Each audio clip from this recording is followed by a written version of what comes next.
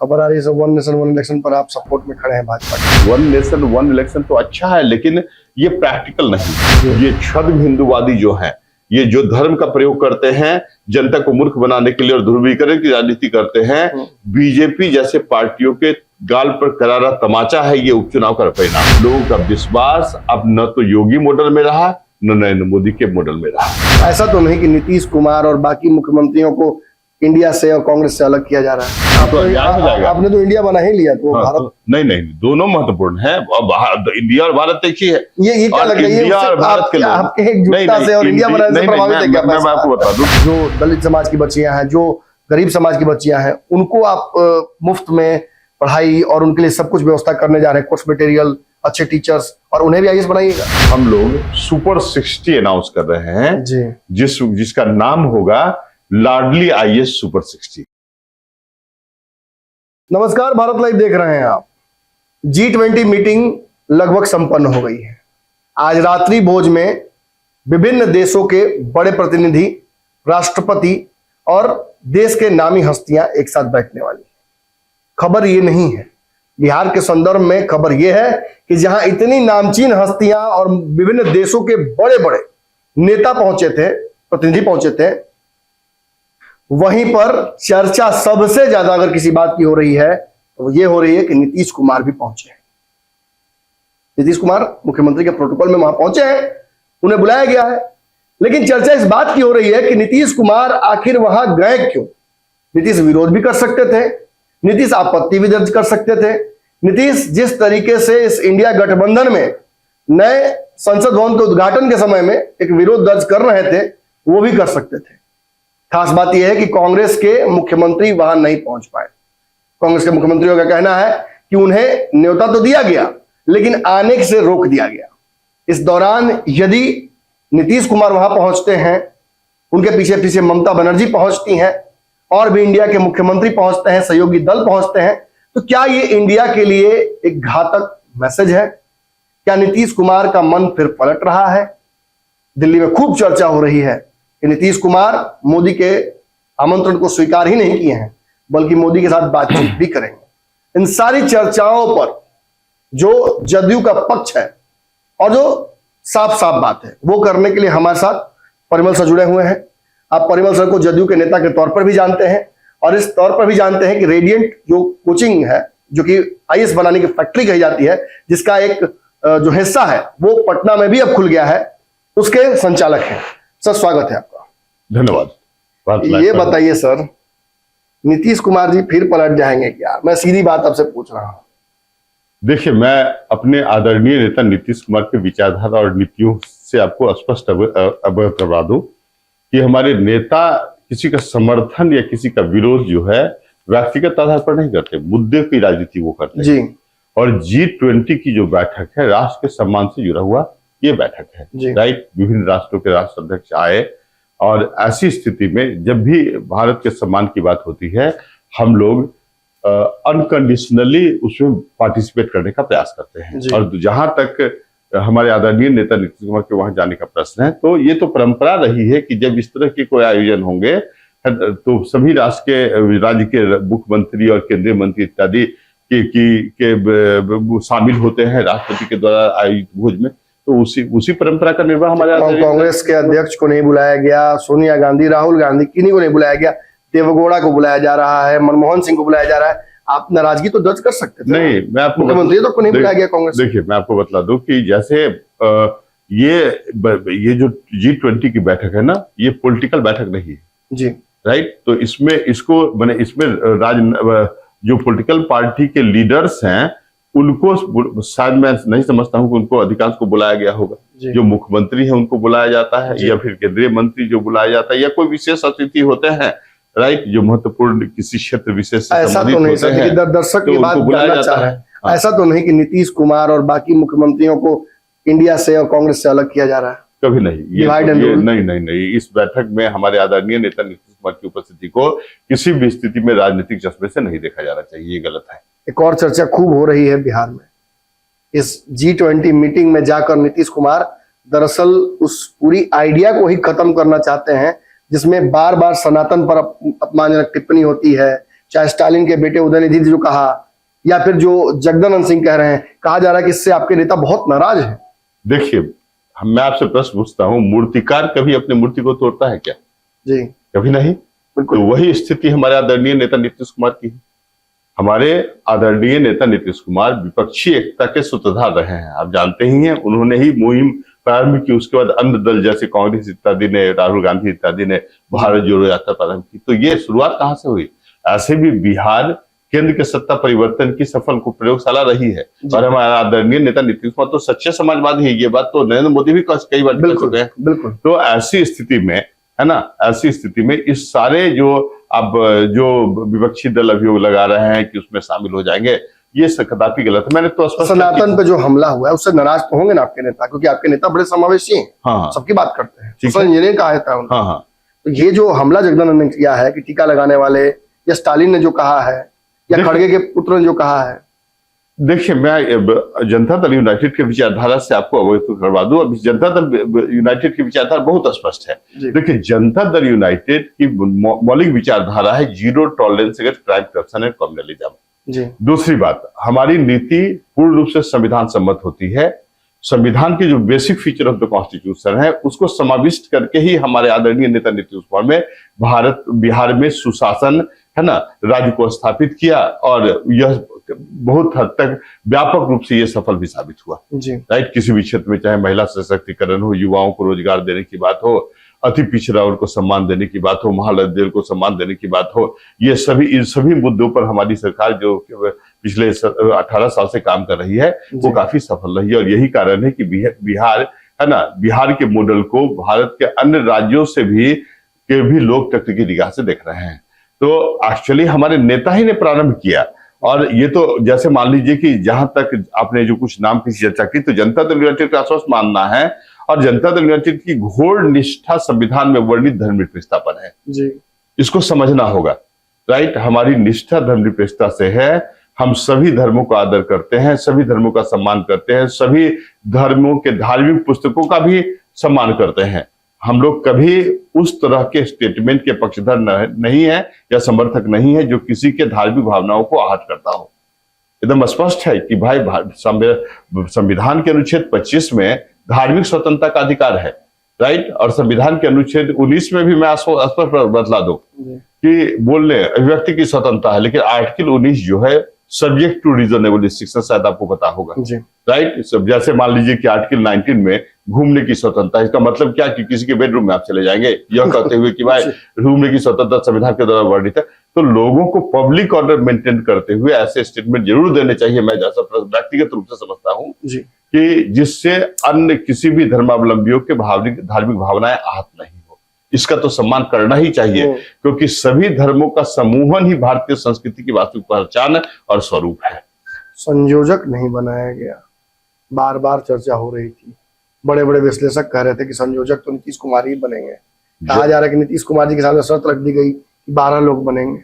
देखिए, इस तरह की परसेप्शन बनाने का प्रयास किया जा रहा है ताकि विपक्षी एकता कमजोर हो। मैं आपको बतला दूं, न तो हमारे आदरणीय नेता नीतीश कुमार ने कभी कहा कि मैं संयोजक बनना चाहता हूं या प्राइम मिनिस्टर का कैंडिडेट है, न तो ऑफिशियली जनता दल यूनाइटेड के किसी भी पदाधिकारी ने ऑफिशियली यह मत व्यक्त किया कि भाई हमारे आदरणीय नेता नीतीश कुमार संयोजक हो या प्रधानमंत्री हो। जबकि मैं आपको बतला दूं कि my honourable chief minister Nitish Kumar is best PM material of India. लेकिन आप समझिए कि यही तो भारत है, यही तो भारत त्याग की भूमि है, और बिहार तो विशेष रूप से त्याग की भूमि है। यदि महात्मा गांधी की भूमिका रही ना स्वतंत्रता दिलवाने में, तो जब भारत स्वतंत्र हुआ तो महात्मा गांधी तो प्रधानमंत्री और राष्ट्रपति भी बन सकते थे, लेकिन उन्होंने राष्ट्र हित में, है ना, कभी भी इस तरह की मंशा जाहिर नहीं की। यही हमारे नेता नीतीश कुमार किंग मेकर बनेंगे, किंग नहीं बनेंगे। नहीं, ये पर्टिकुलरली ये देखिए, भारत लोकतंत्र है ना, कोई किंग मेकर या किंग नहीं बनता है। जनता का जो विश्वास है, जिसके साथ जनता, है ना, की आस्था जुड़ी हुई है। जैसे बिहार में देखिए, पिछले 18 वर्षों से बिहार की जनता का समर्थन हमारे आदरणीय नेता नीतीश कुमार के प्रति है, और लगातार जो चुनाव हुए पिछले कुछ वर्षों से, तो जनादेश स्पष्ट रूप से हमारे आदरणीय नेता नीतीश कुमार के साथ रहा है। ये समझे, हम किसी भी गठबंधन में रहें, it makes no difference for our और नवल चीफ मिनिस्टर, क्योंकि बिहार के जनता की पहली पसंद वो रहे थे और रहे हैं और आगे भी रहेंगे। मैं स्पष्ट कर दूं, सीटों की स्थिति महागठबंधन में बिहार में स्पष्ट नहीं हो पा रही। जहां एक तरफ आप 17 सीट लड़े थे और 16 जीत कर आए हैं, दावेदारी तो आपकी बनती है, वहीं ये खबर आ रही है कि कांग्रेस कह रही है कि 9 सीट से कम तो हम लेंगे ही नहीं। देखिए कोई कंफ्यूजन नहीं है, मैं बता दूं कि ये बीजेपी वाले जो है भ्रम फैलाने का प्रयास करते हैं। जब कांग्रेस के अध्यक्ष ने कहा है सर 9 सीटें चाहिए। नहीं, मैं सभी बात बता दूं। देखिए एक्सपेक्टेशन किसको नहीं है, मुझे नहीं है कि मैं भारत का राष्ट्रपति बन जाऊं। यही मांझी जी ने कहा था तो आपने निकलवा दिया। नहीं, सभी को ये होती है, आशा हो रहती है कि मैं अधिक से अधिक सीट लूं, लेकिन एक्चुअली ये अवरोधक नहीं बनेगा विपक्षी एकता के मार्ग में। सब मिल बैठ के बात करेंगे, सभी को सम्मान मिलेगा, सभी को हिस्सेदारी मिलेगी। अब निश्चिंत रहे, पहले ये बात होती थी कि वह पार्टियां नहीं आएगी जी। बिहार पटना में जब आयोजन हुए तो 15 पार्टियां, बेंगलुरु में 26 पार्टियां, वहां 28 पार्टियां। अगले बार मीटिंग में आप देखिए it will exceed more than 40। उपचुनाव के कल रिजल्ट आए हैं। आप अरे देखिए रिजल्ट आपके पक्ष में गया। जो कल जो नहीं सिर्फ फिर आप घोसी की बात नहीं करें। देखिए 7 झारखंड की बात करते हैं, मैं पूरे भारत की बात करता हूँ। 7 स्थानों पर उपचुनाव हुए जी। 7 में से 4 स्थानों पर जो इंडिया गठबंधन है उसके जो प्रत्याशी उनको जीत मिली। अपनी सीट बचाने में आप सफल हैं। नहीं, बीजेपी को मात्र 3 स्थान पर, वो भी समझिए आप कि 2 स्थान पर त्रिपुरा में और 1 स्थान उत्तराखंड में बहुत कम मार्जिन से। स्पष्ट है कि उत्तर बिहार जो हिंदू बेल्ट है, ये छद्म हिंदूवादी जो है, ये जो धर्म का प्रयोग करते हैं, जनता को मूर्ख बनाने के लिए और ध्रुवीकरण की राजनीति करते हैं, बीजेपी जैसे पार्टियों के गाल पर करारा तमाचा है ये उपचुनाव का परिणाम। अब समझे, पूरे उत्तर बिहार से पूर्ण रूप से सफाया, लगभग आप देखिए बहुत कम मार्जिन से ये उत्तराखंड वाला जो सीट वो जीते हैं। और दूसरी बात कि जैसे उत्तर प्रदेश में जो 2 सीटों पर चुनाव हुए, दोनों पर बीजेपी विफल रही। स्पष्ट करता है कि लोगों की आस्था, लोगों का विश्वास अब न तो योगी मॉडल में रहा न नरेंद्र मोदी के मॉडल में रहा। राइट, ये स्पष्ट जनादेश है। राइट, मोनोपोली आप नहीं कर सकते हैं। ये लोग जो समझते हैं कि नहीं जिसको जहां बैठा देंगे, अरे भारत की जनता मूर्ख नहीं है, भारत की जनता भोली जरूर है, लेकिन उसका निर्णय काफी कठोर होता है। जिस तरह इन लोगों ने ठगा है, इन लोगों ने जो भी पेट्रोलियम किसान हो, युवा हो, अति पिछड़ा वर्ग या महिला को अपमानित करने का काम किया है। 2024 में तो स्पष्ट रूप से आप देखें इनको जो परिणाम भुगतने ही होंगे। राजद के लोग दबी जुबान में ही, अब तो खुलकर नहीं बोलते हैं, दबी जुबान में बार बार ये बात कर रहे हैं नीतीश कुमार देश संभालने जा रहे हैं, ऐसे में तेजस्वी यादव की ताजपोशी बिहार में होगी। देखिए ये हो नहीं पा रहा है। ये तो हाइपोथेटिकल क्वेश्चन है ना, भविष्य में क्या होगा, बार बार ये सवाल उठा रहे हैं। नहीं, देखिए कोई भी पार्टी है तो कोई भी पार्टी चाहती है कि हमारे नेता जो हैं भारत या बिहार के सर्वोच्च पद पर आसीन हो। स्वाभाविक है, वो नहीं चाहता है, तो उसी की परिणति है, उसी तरह का रिफ्लेक्शन है कि इस तरह के बयानबाजी आते हैं, लेकिन इससे कोई प्रभाव नहीं पड़ने वाला है ना। खबर आ रही है तेजस्वी यादव तो बहुत अच्छे कोऑर्डिनेशन के साथ हमारे आदरणीय नेता के साथ काम कर रहे हैं ना। उन्होंने कहा भी नहीं, उन्होंने स्पष्ट कहा कि मुझे जल्दीबाजी भी नहीं है। खबर आ रही है 1 नेशन 1 इलेक्शन पर आप सपोर्ट में खड़े हैं भाजपा के। देखिए जहां तक, देखिए मैं आपको बता दूं, ये जो 1 नेशन 1 इलेक्शन की बात है ना, 1952 में से 1967 तक आप देखिए लगभग जो विधानसभा के चुनाव और जो लोकसभा के चुनाव हुए वो लगभग एक ही समय हुए, with the exception of Kerala. ठीक है ना, केरला में पर्टिकुलरली कुछ हुआ, लेकिन बेसिकली देखिए अब की स्थिति में जो मुझे लगता है कि 1 नेशन 1 इलेक्शन तो अच्छा है, लेकिन ये प्रैक्टिकल नहीं है वर्तमान में। कैसे आप कर लेंगे? मान लीजिए कि देखिए कई का कारण है कि यदि कोई राज्य है वो अकॉर्डिंग टू कॉन्स्टिट्यूशनल प्रोविजन यदि गवर्नेंस नहीं कर रही है, फेल्योर ऑफ कॉन्स्टिट्यूशनल मशीनरी है, तो आर्टिकल 356 के तरह प्रेसिडेंट रूल है ना, वहां इम्पोज करेंगे, स्टेट इमरजेंसी इम्पोज करेंगे, तो निश्चित रूप से फिर 6 महीने के अंदर आपको चुनाव कराना है। ये भी तो कॉन्स्टिट्यूशनल प्रोविजन है। फिर जब किसी यूटी को, यूनियन टेरिटरी को आप राज्य को के रूप में प्रमोट करते हैं और वहां विधानसभा बनती है, फिर आपको इलेक्शन करवाना है, तो वहां के लोगों के अधिकारों को आप कैसे हनन कर सकते हैं? तो बहुत सारी समस्या है, ठीक है ना, वो समस्या है निश्चित रूप से। सेकंड लॉ कमीशन ने भी कहा कि नहीं ये बेहतर तो है, लेकिन इससे कई पेचीदगी है, तो इतनी जल्दीबाजी में ये सब फैसला लेना, ये तो बीजेपी का पॉलिटिकल स्टंट है। यदि गंभीर होती बीजेपी, आप 1 नेशन 1 इलेक्शन पे साथ हैं कि नहीं? देखिए मतलब गुण दोष के आधार पर ऐसे नहीं कोई हम लोग ब्लाइंडली किसी का समर्थन या किसी का विरोध नहीं करते, वो एनालिसिस का विषय है। It is not a matter of short term UCC की तरह ये निश्चित रूप से कम समय में शॉर्ट टर्म में आप इसको बिना पॉजिटिव या नेगेटिव एस्पेक्ट को देखे हुए इस पर निर्णय समर्थन या विरोध नहीं। नोटबंदी जैसा हो जाएगा। हाँ वो तो एबनॉर्मल हो जाएगा ना, जिस तरह नोटबंदी किए गए। आप देखिए ना नोटबंदी का से जो भारतीय अर्थव्यवस्था प्रभावित हुई, आज भी भारतीय अर्थव्यवस्था उससे नहीं उभर पाई है। तो इसलिए जल्दीबाजी में लिया गया फैसला, इस तरह के फैसला जो जनहित को प्रभावित करे, और विशेष रूप से भारत जैसे India is the largest democracy of the world, तो ऐसे राष्ट्रों को पर्टिकुलरली इस तरह शॉर्ट टर्म डिसीजन लेके आप डिस्टर्ब करेंगे तो कैसे लोकतंत्र की रक्षा हो पाएगी? और इसी के लिए तो हम लोग लड़ रहे हैं। आखिरी सवाल है सर। यस यस, इंडिया को भारत बनाया जा रहा है। इंडिया को भारत बनाया जा रहा है जी। इंडिया तो इंडिया भी है और भारत भी है, कैसे बना देंगे आप? राष्ट्रपति का तो आपने देखा ही, आपको तो इन्विटेशन आया ही है। एक्चुअली देखिए ये मुद्दा काफी विवादित भी है और राष्ट्र के सम्मान से भी जुड़ा हुआ है। आर्टिकल 1 कहता है India that is Bharat shall be union of state, right. उस समय जब आप कॉन्स्टिट्यूएंट असेंबली के डिबेट को देखें, नहीं संघीय ढांचे के अलावा कॉन्स्टिट्यूएंट असेंबली के डिबेट को देखें तो स्थिति स्पष्ट हो जाएगी। Both term are relevant, how you can erase one term? तो अन्याय हो जाएगा। आपने तो इंडिया बना ही लिया, तो हाँ, भारत नहीं दोनों महत्वपूर्ण है। इंडिया और भारत एक ही है। ये क्या लग रहा है? इंडिया और भारत के आपके एकजुटता से और इंडिया बनाने से प्रभावित है क्या? मैं आपको बता दूं कि इंडिया और भारत दोनों एक है, राइट। और अभी देखिए जो मुंबई में बैठक हुई थी उसमें जो 28 पार्टियां वहां शामिल हुई, उन 28 पार्टियों ने जो मत प्राप्त किया था 2019 में, आप देखें उनको 60% से अधिक मत पड़े थे। बिल्कुल। तो ऐसी स्थिति में यह तो हमारे आदरणीय नेता नीतीश कुमार के है ना कि विचारधारा का स्पष्ट है कि नहीं आप समझें कि हमारे आदरणीय नेता के नीतीश कुमार की विचारधारा से भारत की 60% से अधिक जनसंख्या सहमत है। तो यह तो हमारी सबसे बड़ी जीत है। इसको हम लोग इस रूप में देख रहे हैं। हमने प्रयास किया। आपके इंडिया बना लेने की वजह से क्या नाम चेंज कर रहे हैं क्या? नो अब वो तो देखिए ऐसा भारत की जनता नहीं बर्दाश्त करती है ना। संविधान से कैसे छेड़छाड़ करेंगे? ऐसे बीजेपी को की तो परंपरा रही है संविधान बदलने की। होता तो दुर्भाग्यपूर्ण होगा क्या? निश्चित रूप से ये नहीं होना चाहिए।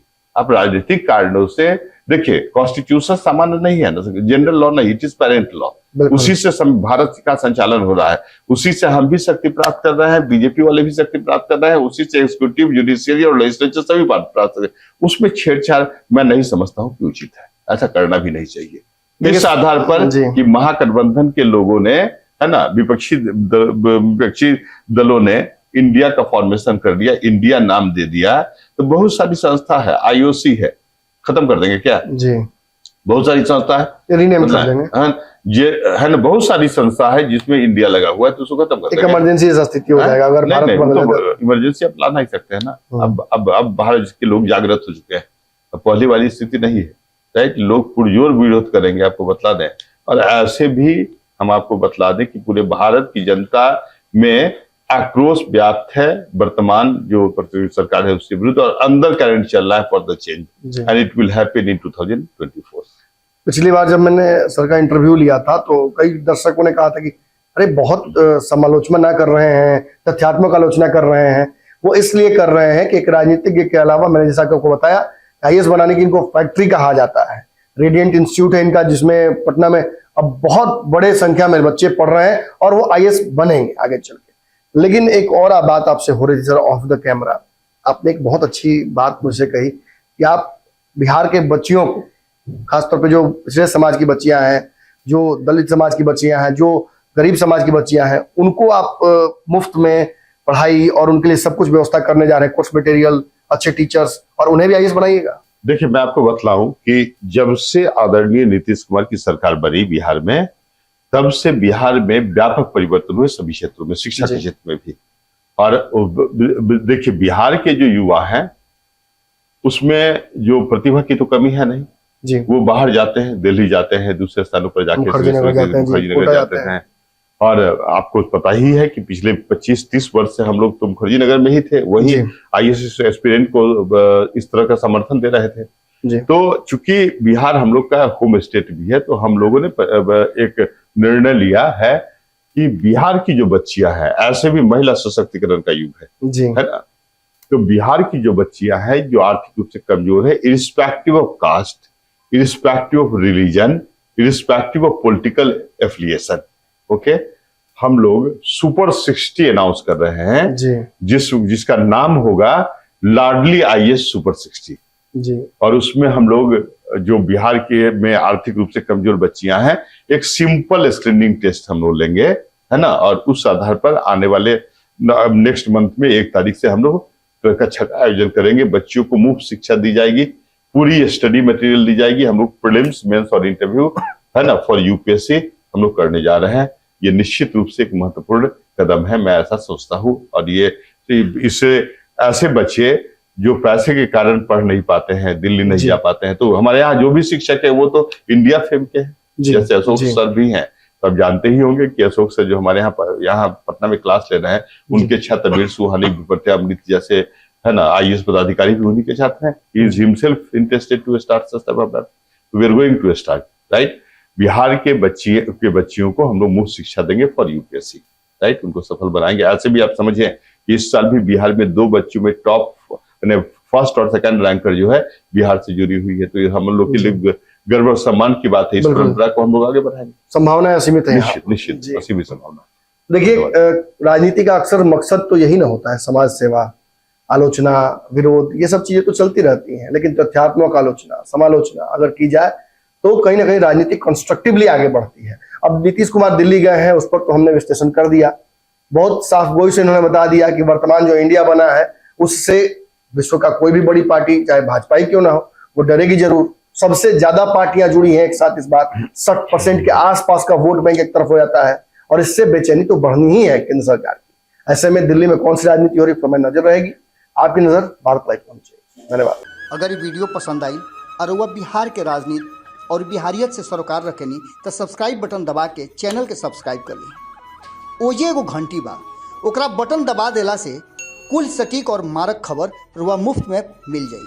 अगर रुआ पत्रकारिता के हमनी के नया प्रयोग में सहयोग कर चाहतानी तो ज्वाइन बटन दबा दी।